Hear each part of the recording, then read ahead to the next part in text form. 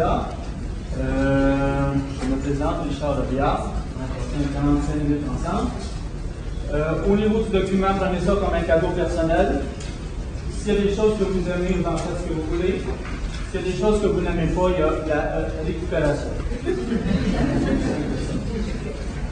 Pour traiter un sujet aussi vaste, j'ai essayé de vivre de certaines structures. Je vais partager avec vous.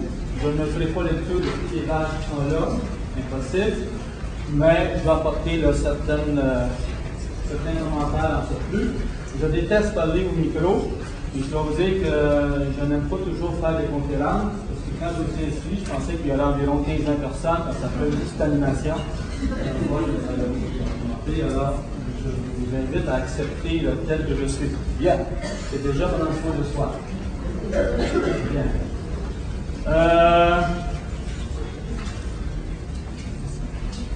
J'ai demandé à Isabelle de m'aider.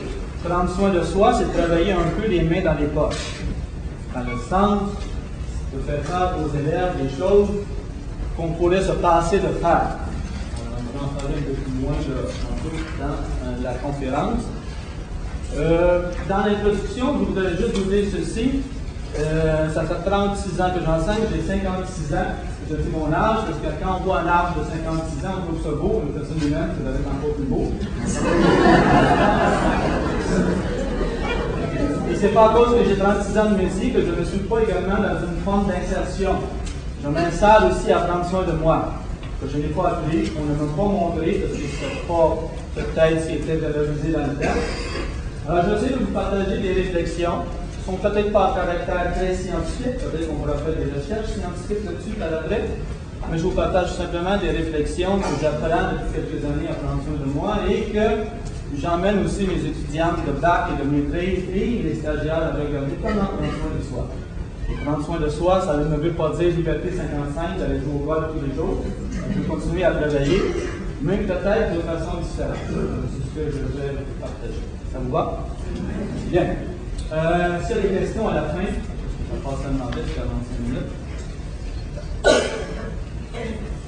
Alors, à la page 3, si vous avez le document, je vais essayer de suivre un peu là-dessus pour ne pas m'écarter, parce qu'il y a tellement de choses à dire.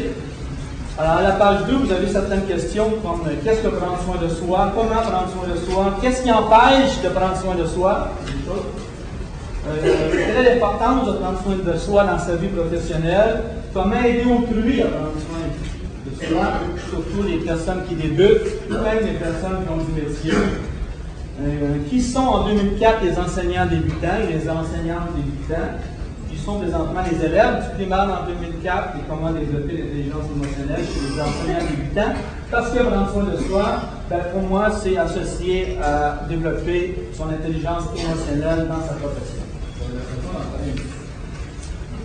Donc, à la page 3, j'ai juste présenté, vous lirez quand vous aurez le temps, si ça vous tente, mes sources pour mes réflexions. Alors, vous voyez, là, bon, je suis chargé de cours, je fais des consultations, je fais de la supervision, je fais des choses que j'aime. Et quand je n'aime pas ça, je m'en vais. Et ça, c'est aussi prendre soin de soi. Chacun n'a peut-être pas la possibilité de prendre ce choix-là. C'est un choix que j'ai vu depuis fort longtemps, que je me métier jusqu'à 56 ans. Ne me parlez pas de retraite à 56 ans. Probablement que je vais faire comme Vigneault. Vigneault disait dans un entre-deux, la retraite pour moi, ça va être à peu près ceci. Après un spectacle, je veux dire à mon pianiste, c'était notre dernier spectacle.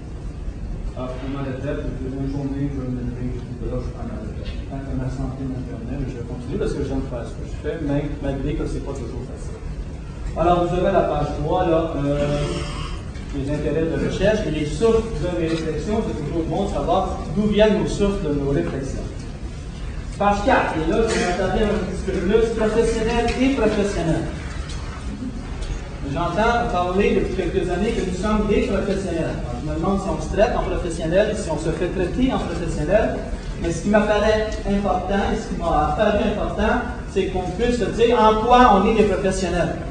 Alors, voici ce que j'ai énoncé. On est des professionnels de l'éducation, de la pédagogie, de l'enseignement, de l'apprentissage, de l'évaluation et du développement de la personne. C'est pour ça qu'on a besoin de 2 mois de vacances. Il faut le dire aussi aux parents.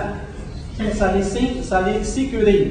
Et ça, c'est prendre soin de soi également, que de dire en quoi je suis professionnel. Alors, j'ai marqué en caractère gras à la page 4, se reconnaître, se responsabiliser, se traiter, s'affirmer et se faire aborder et agir comme une professionnelle et un professionnel. Et ce que j'avais ajouté ici, il se peut que je choque certaines oreilles, mais vous venez ici pour entendre quelque chose peut-être qui soit différent aussi. Et je considère qu'on ne traite pas toujours les enseignantes et les enseignants en professionnel. Parfois, il y a des gens qui arrivent avec des approches, avec des formations, et pour avoir fait la fonction de conseiller pédagogique pendant 8 ans, il y a des fois qu'on n'arrive pas de reconnaître la personne qui est une professionnelle de l'enfant. Alors, j'invite toujours les jeunes enseignantes, les débutantes, à se faire aborder en professionnel et peut-être nous aussi aborder les gens en professionnel. Alors, ceci m'a amené à dire qu'on a des domaines de préparation et pas seulement de planification. On est très fort à l'université sur la planification, mais pour faire notre travail et prendre soin de soi, il faut peut-être regarder nos domaines de préparation. Alors, il y a une préparation physique à faire notre travail. Et peut-être regarder quel temps j'accorde à mes activités physiques et culturelles pour pouvoir faire la profession que je fais. Et même s'il y a des gens ici qui sont ici, qui reconnaissent que je travaille beaucoup parce que j'adore travailler, peut-être un workaholic, peut-être. Puis après, si je suis heureux, si ma santé est bonne, bon, tant mieux. Mais j'accorde beaucoup de temps à me préparer physiquement pour pouvoir accomplir ce que j'ai à faire, autant les fins de semaine, le soir, par diverses activités que je vais donner tantôt. Il y a une préparation émotionnelle. Comment se préparer émotionnellement quand je rentre dans une classe? Ça aussi, c'est prendre soin de soi. Et vous avez la préparation mentale aussi, préparation relationnelle, préparation, planification des compétences à faire développer, préparation des ressources, préparation de l'organisation de la classe. Il y a certains domaines de préparation qu'on nous a amenés à développer au niveau universitaire dans la formation initiale, mais je constate, pour le vivre depuis au moins 20 ans au niveau de la formation initiale, il y a certains domaines de préparation qu'on ne met pas de l'avant. Je l'amène comme ça, et chacun apprend bien. Alors, c'est bien beau de parler de prendre soin de soi, mais qu'est-ce que prendre soin de soi? Je me suis dit, mais c'est quoi prendre soin de soi? C'est un acte personnel qui provient de l'intérieur. Ce n'est pas le directeur qui va prendre soin de nous. Ce n'est pas la conseillère pédagogique tout le temps. Ce n'est pas le ministère, ce n'est pas le premier ministre. Puis si c'est ça, je me pose certaines questions. Il faut que ça vienne d'un mouvement intérieur. C'est facile à dire, puis ce que je dis, je suis persuadé que tout le monde connaît ça en termes de connaissances théoriques. Est-ce qu'on a cette connaissance expérientielle pour le faire? C'est là qu'on peut appeler le lieu de contrôle interne. Ensuite, c'est une responsabilisation en fonction de son choix professionnel. Nous avons tous ici fait un choix d'être dans une profession qui est exigeante, qui est complexe, qui est difficile. C'est un choix qu'on a pris. Alors, c'est de me responsabiliser que de prendre soin de moi dans cette profession. Je m'excuse de vous interrompre. Il y a un message pour M. Sofiane Oualef, qui je vois dans la salle. Vous devez rappeler l'anatomie. Ça dit quelque chose? Ensuite, c'est un acte qui exige le développement des composants de l'intelligence émotionnelle. Et dans le document, qui est donné que nous avons 45 minutes, vous avez à la fin 2-3 pages sur les composants de l'intelligence émotionnelle. Et actuellement, dans un cours de maîtrise que je donne à l'Université de Sherbrooke, depuis 4 ans, on a bâti un cours qui s'appelle le développement de l'intelligence émotionnelle dans sa profession. Et c'est pas possible que beaucoup de gens qui sont intéressés à ça. Parce qu'il y a des composantes importantes qui nous amènent à prendre soin de soi. Et vous faites signe que oui, madame, au fond, j'ai l'impression qu'il y a quelque chose pour vous là, qui vous le prend. C'est un acte essentiel pour l'atteinte de l'harmonie, l'équilibre, le plaisir d'enseigner et être heureuse et heureux dans sa profession. Je m'excuse s'il faudrait qu'on me dise en formation initiale que le but ultime de notre choix professionnel, c'est d'être heureux dans ce qu'on fait. C'est d'être heureux dans ce qu'on fait. Et ça, on a un travail à faire, ça ne vient pas tout seul. Comme dans n'importe quelle autre profession. Alors, je pense que ça, on rentre là-dedans. Et c'est un apprentissage constant que de prendre soin de soi, même à 56 ans. J'ai l'impression que je vais le vivre jusqu'à la fin, lorsque je vais décider d'arrêter de travailler. Alors, j'ai voulu apporter. Maintenant, on est confronté, les enseignantes et les enseignants, en particulier les enseignantes et les enseignants débutants, on est confronté à 3 sortes de langues. Et ça vient de Ada Abraham dans les années 70, qui est encore vrai en 2004. On est confronté à l'image idéale. Et mon Dieu, que socialement, on voudrait avoir une enseignante et un enseignant parfait, sans tâche, toujours patient, et qui amène les élèves toujours dans la réussite avec des A++++. Ah, il y a une image idéale sociale là-dedans. Écoutez les parents, écoutez n'importe qui. Puis on voudrait que l'enseignant travaille toujours dans des approches là, différenciées, multiples, et que tous ses élèves soient heureux. Il y a une image idéale là-dedans. Et regardez les recherches de Mme Abraham, mon Dieu que c'est intéressant, on va donner certaines pages là-dessus. Deuxième image à laquelle on est confronté, c'est l'image idéalisée. L'image que je me donne, et moi je suis une jeune enseignante, vous allez voir ça, quand je vais rentrer en classe, les élèves, ils vont être heureux. Puis il n'y aura pas d'élèves difficiles, je vous le dis. Je sais, j'ai des stagiaires qui me disent ça. Puis c'est correct, il faut avoir des idéaux, et que cette image-là soit là, moi j'ai pas de problème. Maintenant, est-ce qu'on enlève seulement là? Voilà. Et prendre soin de ça aussi, c'est de dire qu'il faut une troisième forme d'image, qui est l'image réelle. C'est ce qui se passe dans la réalité. Et là, des fois, on a un coup dur. Hier soir, je faisais une entrevue filmée avec une enseignante de 8 ans d'expérience, et elle me parlait de ces trois formes d'image qu'elle avait vécues en 8 ans. Alors, je pense que prendre soin de soi, c'est au moins d'être conscient et consciente qu'on est confronté à ces trois formes d'image-là, et quand on accompagne les gens également. Est-ce que ça va là? Si vous n'aimez pas ça, vous devez le voir. La page 6. J'aimerais apporter quelque chose pour moi qui est une loi, qui est une vérité et qui fait partie de l'image réelle. Que ben oui, la difficulté fait partie de la vie. J'ai adoré lire le livre de Peck. J'ai commencé à lire son livre parce que j'ai lu dès le début. Vivre, c'est difficile. Et quand j'ai lu ça, j'ai dit, ben je l'ai. Je suis tanné de lire des choses en fleur bleue. C'est difficile. Le matin, me lever, mettre le pied en bas de mon lit, j'en ai mis l'esprit avec ma conjointe. Donc c'est difficile. Alors, la difficulté fait partie de la vie. Puis être devant des enfants en 2004, comme c'était en 1966 quand j'ai commencé, bien, c'est difficile également. Donc la difficulté fait partie de notre choix professionnel.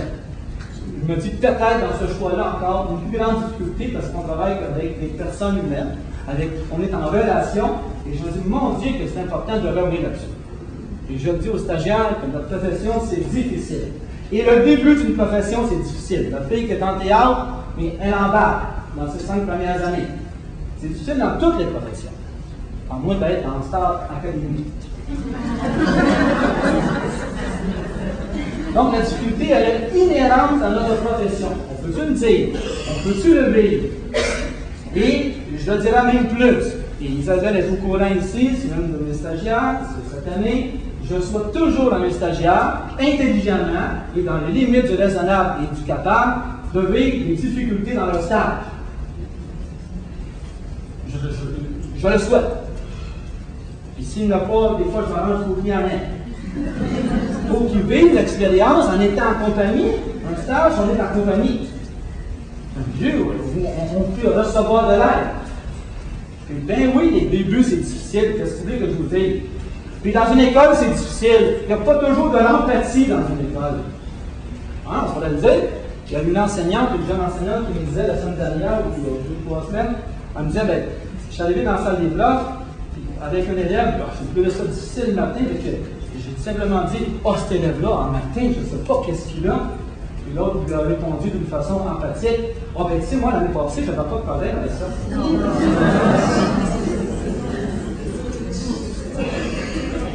Et l'empathie est une des composantes centrales de l'intelligence émotionnelle. Ben oui, on est confronté à ça. Hein? C'est une réalité, c'est une image réelle. Je ne dis pas que c'est toujours comme ça, il ne faut pas exagérer. Mais c'est dans la difficulté aussi qu'on retrouve des ressources. Parce que les ressources, le fond de notre capacité ne viennent pas quand c'est facile. Quand avec ma conjointe, il y a des moments difficiles, c'est là qu'à un moment donné, on sort le vrai jus. Tant mieux, c'est des moments faciles. Et je connais une stagiaire qui est là, au secondaire, qui en a arrivé également. Bien. Ah, c'est ce que j'avais à dire un petit peu comme prémisse. Si on voit la page 7,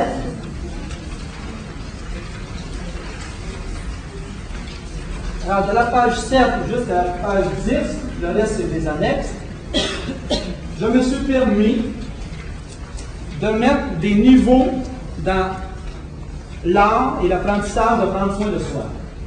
Et pour moi, il y a 3 niveaux. Peut-être pour vous, il y en a 4, mais vous en mettrez un 4e. C'est personnaliser quelque chose aussi. Alors, il y a 3 niveaux que je vais regarder avec vous, puis je vais apporter certains commentaires et certaines pratiques également. Parce que prendre soin de soi, il faut aller dans des gestes pratiques. D'ailleurs, je suis un praticien, non pas un théoricien. J'adore les choses pratiques, des fois qui sortent de l'ordinaire. Il y a beaucoup de différenciation, on va rentrer là-dedans. Alors, vous avez la page 7, premier niveau, celui du concret, des comportements de l'observateur. On commence avec ça, souvent. Et quand je dis premier niveau, c'est en interaction avec le deuxième et le troisième. Alors, qu'est-ce que j'ai écrit ici? En classe, s'affirmer comme professionnel et professionnel, entre autres, par la position du corps, les déplacements, la voix, le regard, la parole, l'animation. Tous les stagiaires, en stage 1 et en stage 4, elles le savent, je travaille avec le corps. C'est des enfants. Mon corps, comme ça, prend pas soin de moi. Prendre soin de soi, ça passe par le corps. Un corps qui s'affirme. C'est drôle que dans les universités, on parle beaucoup de métacognition, de la métacognition, mais vous devez revenir à des choses par à part.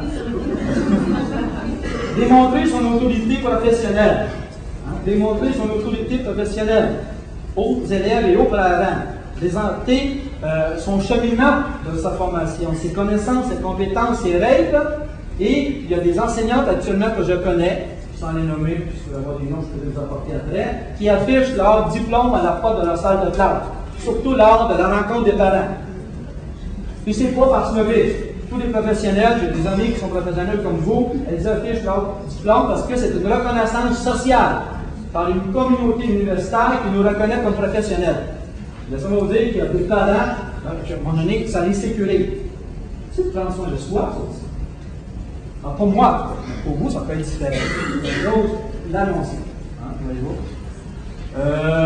Mettre ses limites, savoir dire non. Et mon Dieu, c'est une des composantes extraordinaires de l'intelligence émotionnelle.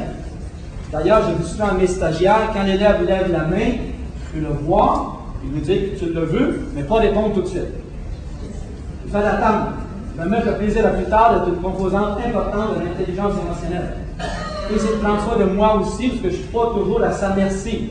Et que l'enfant a besoin de développer ça, entre autres en 2004 avec les enfants droits. Il y a un parent qui m'avait dit un soir, vous savez, M. Robillard, c'est plus comme avant. J'ai dit, sûrement. Il dit, on a des enfants droits maintenant. J'ai dit, vous avez raison. J'ai dit, est-ce que je peux vous dire que si on a des enfants droits, peut-être parce qu'on a des parents valets. C'est la même chose dans une classe. S'il y a des élèves droits, peut-être parce qu'à un moment donné, on est un valet. Je ne dis pas que ça fait des miracles, il n'y a pas des élèves qui essaient de les tester dans notre autorité. Des fois avec raison, parce que ça nous renforce aussi dans notre autorité. Et c'est de prendre soin de soi, c'est aussi pour moi. Éviter le conditionnel ou le chantage dans modeste, faire choisir. Quand je fais choisir quelqu'un, je sens dans moi que je pense en moi. C'est quoi ton choix? Voici, tu as 2 choix. C'est ça, A ou B. Mais quand je fais ça, je sais maintenant que je sois à n'importe quel niveau, que je prends soin de moi. Démontrer de la rigueur et exiger de l'effort. Les personnes qui sont ici me connaissent que j'exige de l'effort. Un effort intelligent pour qu'après on puisse célébrer. Bon. Sourire, rire, faire de l'humour. Je pense que c'est toutes choses qu'on connaît. J'ai juste vu sur papier ce qu'on connaît. Mais des fois, c'est bon. Accueillir les élèves. Dans mes classes, ici, je ne l'ai pas fait ce matin, j'avais peu de temps pour me préparer. Les étudiants le savent que je suis à la porte et je les accueille. Puis bonjour. Puis quand il y en a qui ne me sourient pas, je leur dis, mais tu as le choix de sourire ou de t'en aller. Parce que je pense que le sourire est essentiel et ça m'aide à prendre soin de moi. Ben oui, on a tous des problèmes. On a tous des moments difficiles. On peut également sourire. Et qui peut être soulageant. Et quand j'accueille mes élèves, je prends soin de moi. Bien sûr aussi, j'accueille quelqu'un, l'autre se sent reconnu, se sent accueilli, mais quand je le fais, ce qui est en dedans de moi, c'est que je fais le premier pas. Et pour moi, c'est une façon de prendre soin de moi dans ma pratique professionnelle. J'ai marqué quelque chose ici qui va peut-être vous déranger. Évitez de toujours être la première personne responsable de la motivation des élèves. Et que j'en entends parler des murs et des formules là-dessus. Hein? Que l'enseignant, le jeune enseignant, devrait motiver les élèves. Je dis oui, il faut être inspirant. Si je parlais comme ça pendant 45 minutes, probablement la moitié de la salle partirait déjà maintenant. Donc, ça peut être inspirant, bien sûr, mais je ne peux pas vous motiver. Je ne peux pas motiver aucun élève pour moi. Est-ce que je peux avoir votre contribution, s'il vous plaît? Oui. Ouvrez mon poing.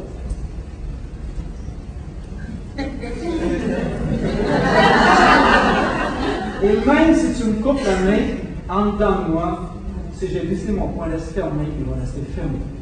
Donc tu ne peux pas me motiver. Mais par ta façon d'être, par ta façon de m'accueillir, je peux me motiver à ouvrir mon poing. Et l'automotivation est une composante centrale de l'intelligence émotionnelle. Alors je la vois ici. Hein? Emmener l'élève à choisir à se motiver. On pourrait élaborer davantage là-dessus si on avait plus de temps, mais pour moi c'est essentiel. Il se responsabiliser de j'ai marqué se créer un portfolio des coups de cœur.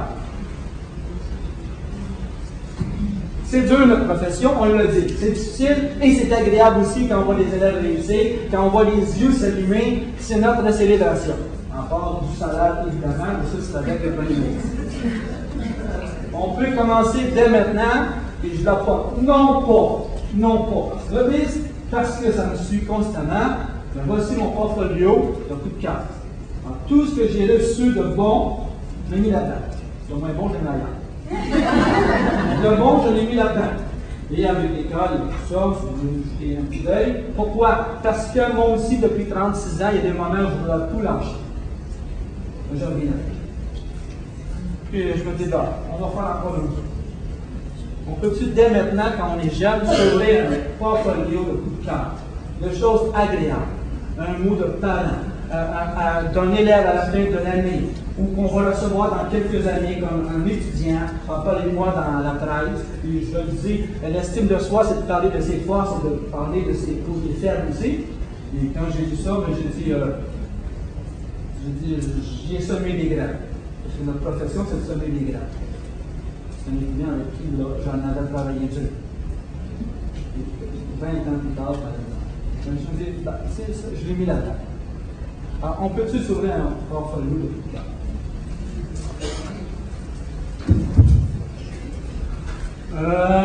Juste en bas, construire un collage de photos, entre autres sous forme de mandala, qui représente comment on veut prendre soin de soi dans sa vie personnelle et professionnelle.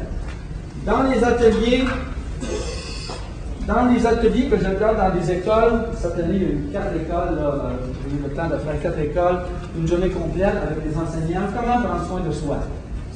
Autre chose que des approches pédagogiques. Non pas que je parle, au contraire, on a des belles approches. On peut suivre prendre le temps de regarder comment je prends soin de moi dans ma vie professionnelle. Et voici par exemple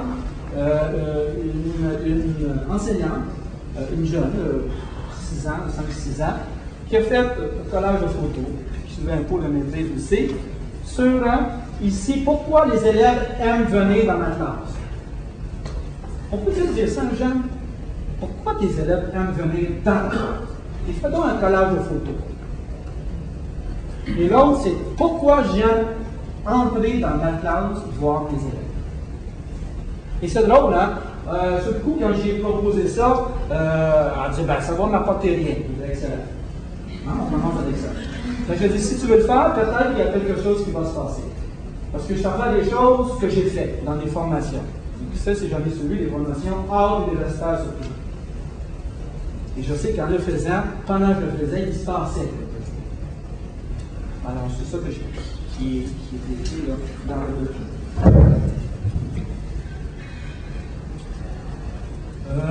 j'ai marqué plus bas, construire un portfolio d'allégories, de pensée, de poésie, de réflexion. À la fin du document, vous avez quelques allégories. À la fin du document, vous avez quelques allégories. Entre autres, il y en a un sur l'échec. Alors, si vous voulez aller voir à la fin de votre document, la 4e avant-dernière page sur l'échec.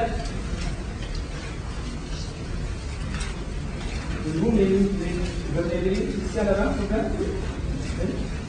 En passant, quand je vous disais de travailler les mains dans les poches, c'est un peu ce que je fais. Je ne le dis jamais en classe ou très peu, je ferai les autres, mais pendant que l'autre prie, je prends soin de moi à ce moment-là, à respirer un petit peu plus, hein, parce qu'on est sollicité, et on a appris à remettre en place toutes les pensées. Alors, je veux que vous disiez ça. Oui, l'échec. L'échec ne signifie pas que vous êtes arrêté, il signifie que vous n'avez simplement pas encore réussi. L'échec ne signifie pas que vous avez perdu votre temps, il signifie que vous avez acquis de l'expérience. L'échec ne signifie pas que vous ne savez pas comment vous faire, il signifie que vous avez dû faire autrement. L'échec ne signifie pas que vous êtes intérieur aux autres, il signifie que vous n'êtes pas parfait. L'échec ne signifie pas que vous avez gâché votre vie, il signifie que vous devez vous donner une autre chance. L'échec ne signifie pas que vous devez tout lâcher, il signifie que vous devez reculer l'effort. L'échec ne signifie pas que vous devez serrer les chalets, il signifie qu'il vous faudra plus de temps. Et l'échec ne signifie pas que vous êtes heureux, il signifie que vous êtes heureux. Au-delà Et on a vu ça souvent parce qu'on a des échecs dans la vie professionnelle. Alors, moi je dis que les pensées, des allégories, ça peut être une façon de prendre soin de soi pour les personnes qui sont touchées par ça.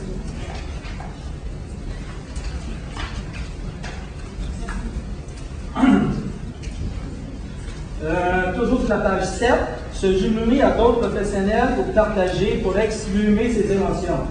C'est inouï dans les consultations que je fais avec des enseignants, comme c'est pas évident de se trouver des personnes pour exprimer ce qu'on vit. Bien sûr, en sortant des classes, on fait remplir comme un œuf. On peut avoir un lieu, un bon contexte pour exprimer. Puis souvent, on n'est pas dans la salle de prof nécessaire. Avec une personne, et ça, c'est le prendre soin de soi. D'ailleurs, dans la formule sur les émotions, l'expression est capitale pour pouvoir passer à d'autres choses. L'intelligence émotionnelle. Lire des livres stimulants et inspirants, se donner une formation continue, vivre pleinement le moment présent. C'est inouï comme il y a l'enseignante qui a fait le témoignage hier, elle disait qui m'a donné le plus de goût à travailler, c'est quand j'ai appris à vivre le moment présent avec mes élèves. Ici et maintenant. Et non pas dans le futur. Alors ça, c'est le prendre soin de soi aussi pour moi. Prendre les élèves là où ils sont. Et mon Dieu, qu'on aimerait ça avoir des classes, avoir des élèves, être rendus là où on aimerait qu'ils soient rendus. Dès le début de l'année. Et je sais que c'est très simple, mais les prendre là où ils sont. Ils sont là. C'est ce que je veux dire. Et vous allez me dire, ouais, mais l'ambiance, ça va bien, tu as 56 ans, tu parles devant le monde, puis ta chef et tout ça. Ben oui, mais j'ai oublié 2 fois, puis il y a 4 écoles qui m'ont mis dehors. Pour trouble de comportement. Donc, une fois, j'avais dit un prof, plus je te regarde, plus je suis pour l'avortement.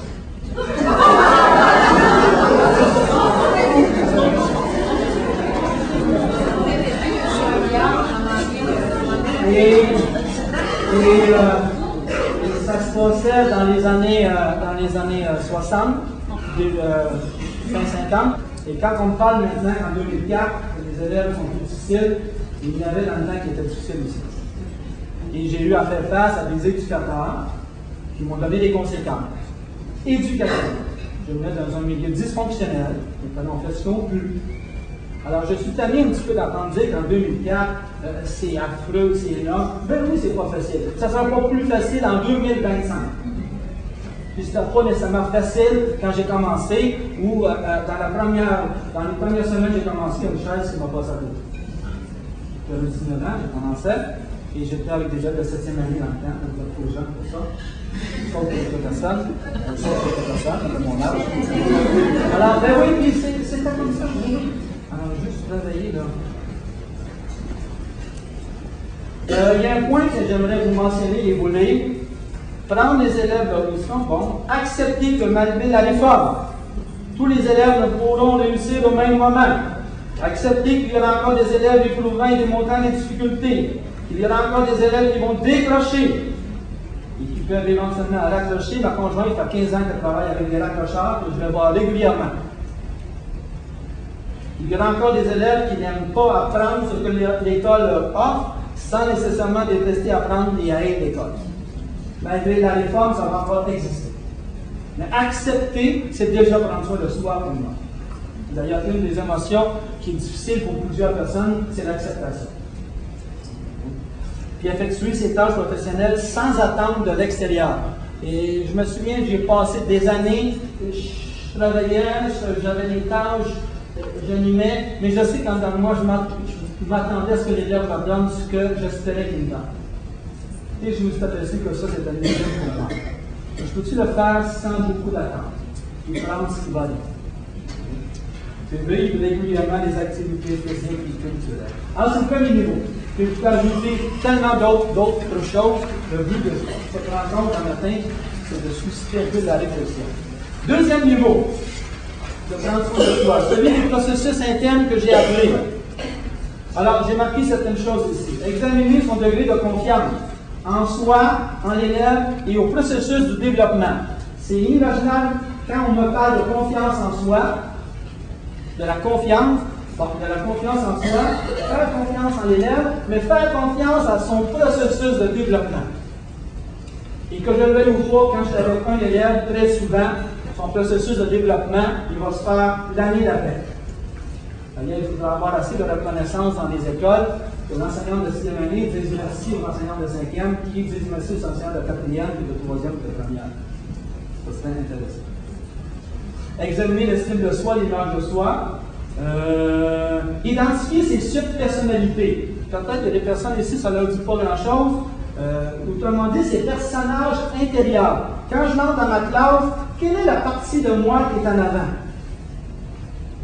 Chez les jeunes débutants, très souvent, il y a le perfectionniste.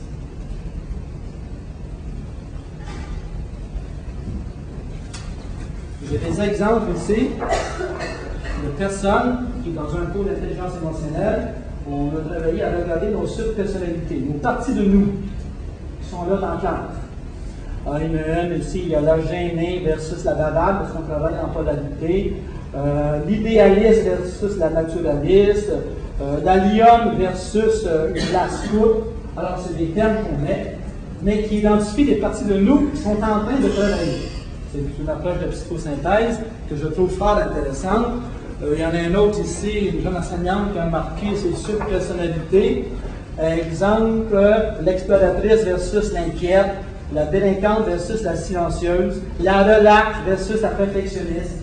Et le fait de nommer ces subpersonnalités-là et les besoins qui sont derrière, oh mon Dieu, qu'il y a un éclairage qui se passe. C'est une façon de prendre soin de soi. C'est une approche alternative. On peut ne pas les voir.